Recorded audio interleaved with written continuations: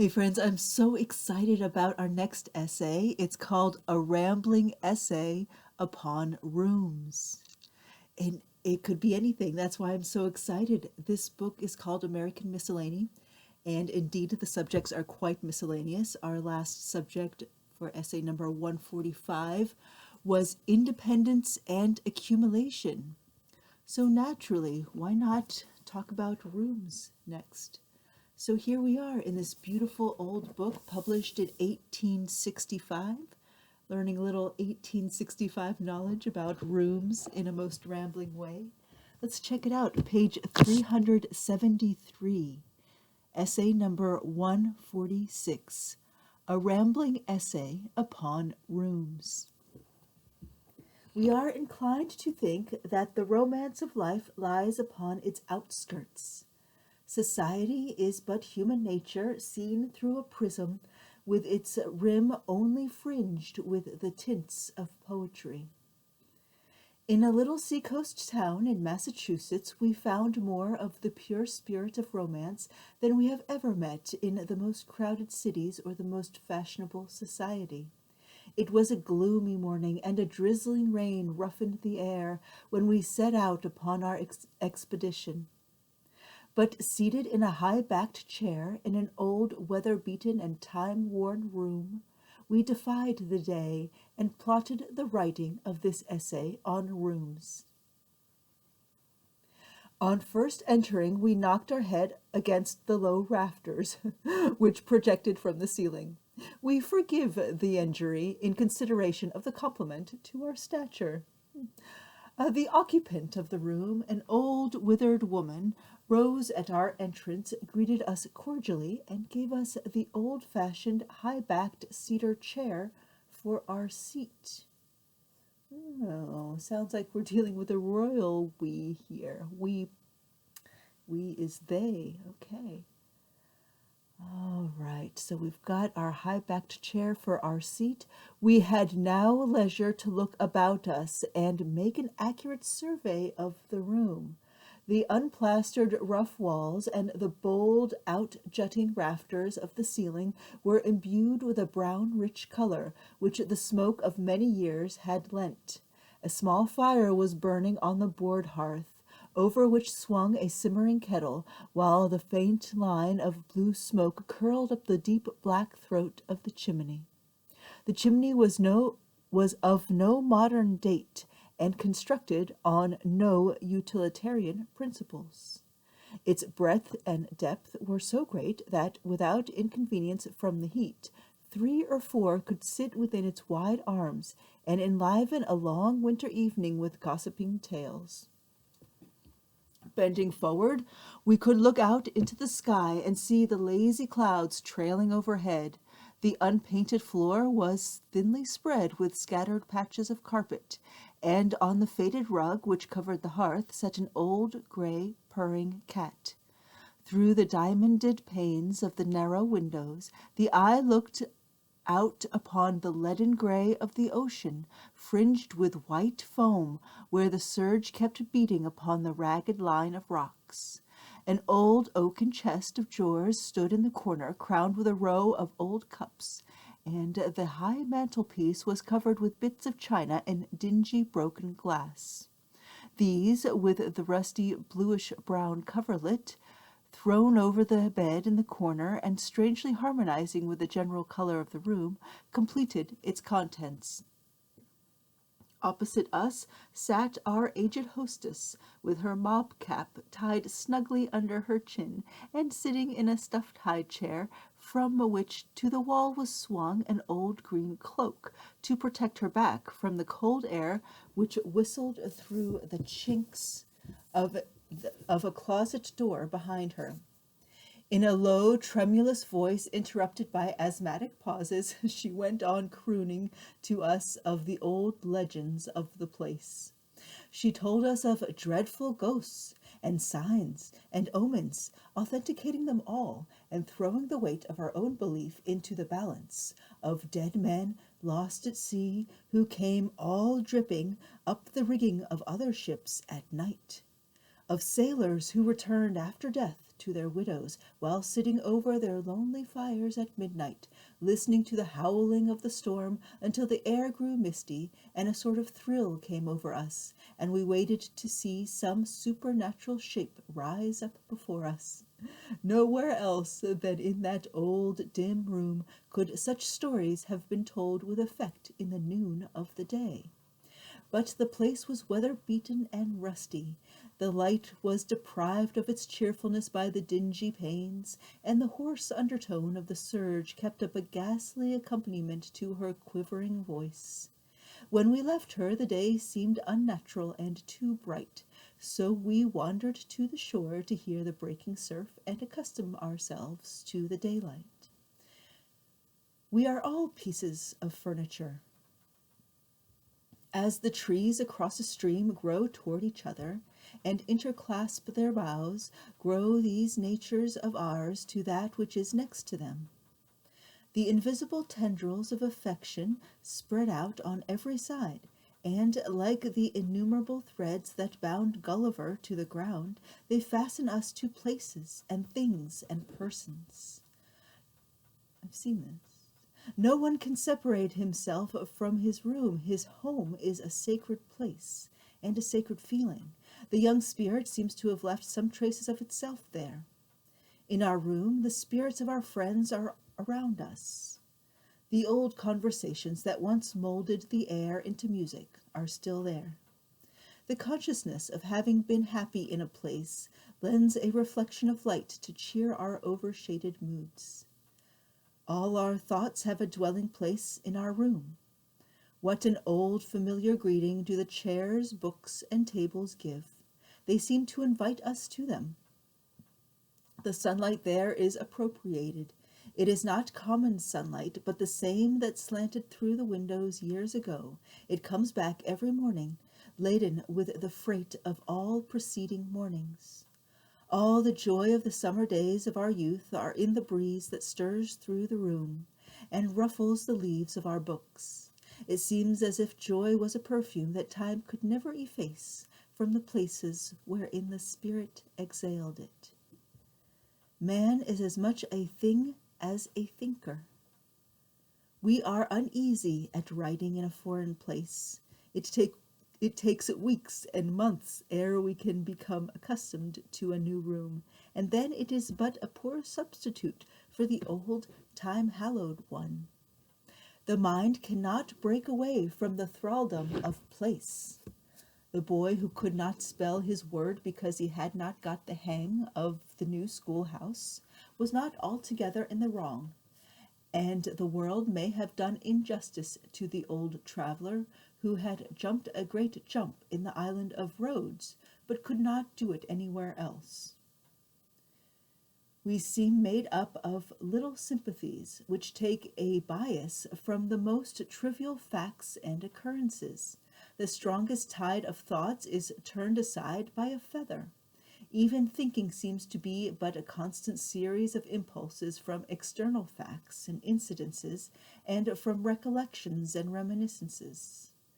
Goethe would have no luxurious furniture in his room, for fear that his thoughts would lose their masculine vigor and force, by receiving an insensible inflection from them. His study is barren of ornament and studiously simple, so is his style.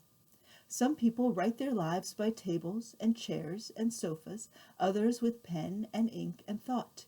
We think that we may see the peculiar character of certain of our writers, expressed quite distinctly by their rooms. The hard nervous strength of Luther was begotten of that mine in which his youth was spent, and his emergence into day aptly typifies the part he played in afterlife. Tennyson's little room so exquisite accounts for all the defects in his style. So is Walter Scott's room, with its suits of armor and claymore and shield and antlers and staghound, and its 1,000 old curiosities. The happiest illustration of his style and character as a writer, both a curious piece of grotesque patchwork, the bold energy and endurance of the age of chivalry still keeping a place among the refinements and effeminacies of modern life. No corner of his mind was destitute of some quaint bit of a story and ballad, and his collection of facts was a perfect curiosity shop. The grand background of his room is nature, bold and strong, but distant and in perspective. The same, in fact, is in his writings. Nature is boldly sketched, but its minute traits and workings are lost by distance and are subordinated to the love of costume and tradition.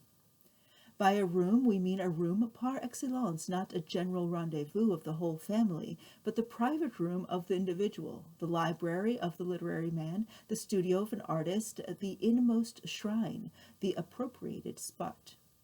The parlor is no room at all. It is a compromise of all the tastes of the house.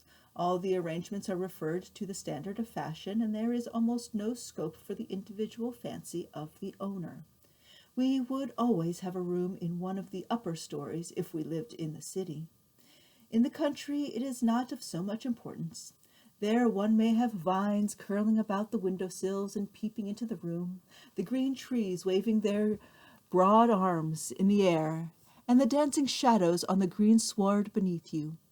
Then, in the country and in the summer, one can make the whole sky his roof, and embowered in a place of nestling green, almost forgot his walled-in room.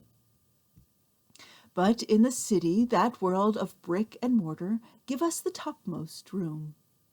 It is a wearisome trudge up over 3 flights of stairs, but you get your recompense. There is less dust and noise. People are not forever tramping by your door.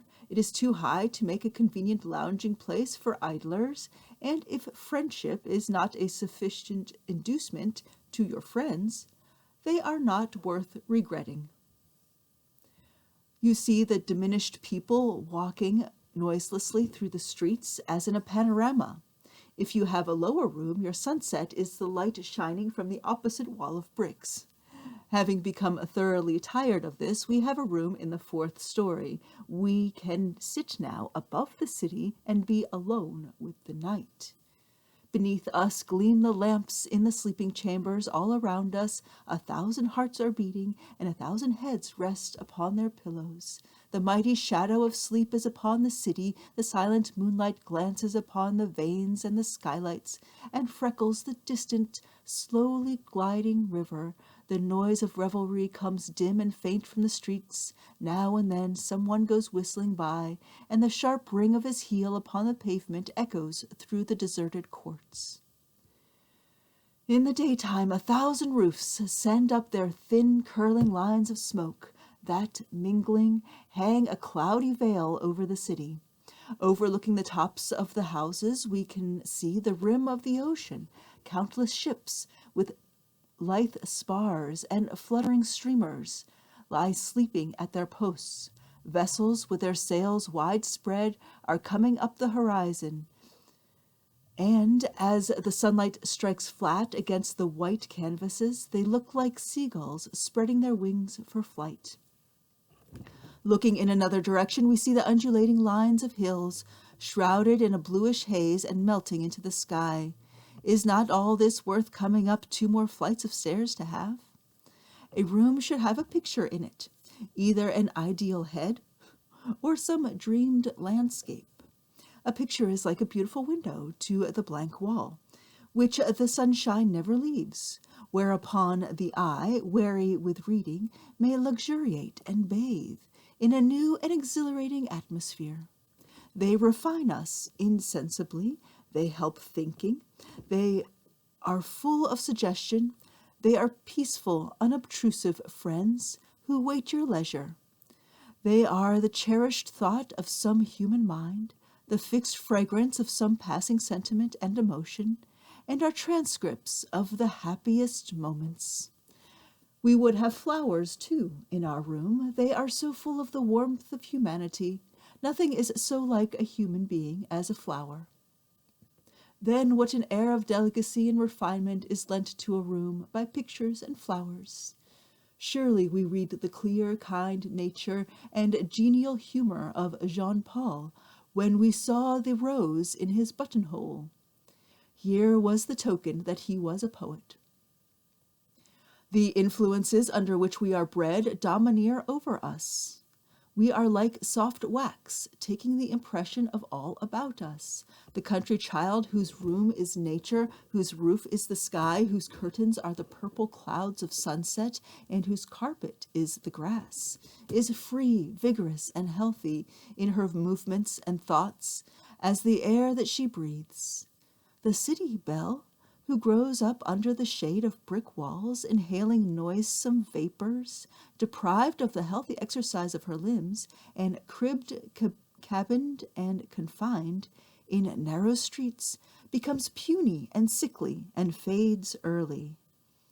The eyes of the one see the cows and sheep feeding far out on the distant hills, while those of the other hardly distinguish a face across the room.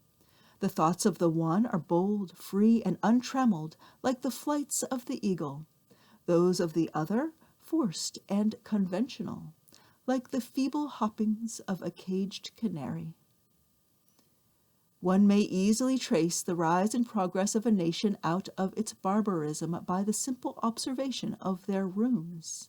From the rude hut of the savage, which was common to all the occupants, to the modern commodious house, with its appropriated rooms. What a distance! So out of a general clannish nature grows slowly the individual nature. Society, at first one mass, becomes articulated into persons. As the body separates into fingers at the extremities, each man has his peculiar employment, according to his individual genius. And thus, the huge machine of society becomes gradually perfected in all its parts. Easy. Let's try it. Among savages, these is one general trait and employment, and therefore there is one common room. I think that might be there. I think that might be among savages. There is one general trait and employment, and therefore there is one common room. In a civilized life, each has a different part to perform. All work is apportioned, and each has his own room. As we can tell the size and formation of the tortoise from the shell which remains, so, were all history washed away and the ancient cities left, we could easily tell the manners, habits, and genius of the people who built and inhabited them. Within 1 century, the city of Pompeii has been excavated, that crumbled shell of a dead people. The perfect preservation of this one city has thrown a flood of light over the Roman institutions and character, as well as given us the perfect knowledge of the habits and genius of the Pompeians. The soul of it has, indeed, passed away, but the naturalist easily tells the psyche from the chrysalis that remains. Observe how perfectly the genius of the Grecian age, and even of its different districts, is developed in its architecture. The graceful and ornate Corinthian, with its curling leaves and fluted columns, the delicate and chaste the delicate and chaste Ionic, and the more stately and sober Doric. Then the transplanted composite order of Roman architecture.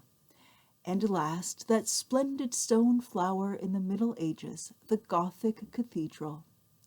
What but a narrow room wherein the spirit dwelleth is this body, this frame of bones, this covering of muscle, but a moving house?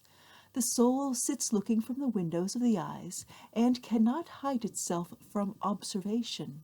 Out of the mouth, which is its door, issues the softly coined words, that tissue of melodious air, whose invincible nets are woven around the soul of him who hears.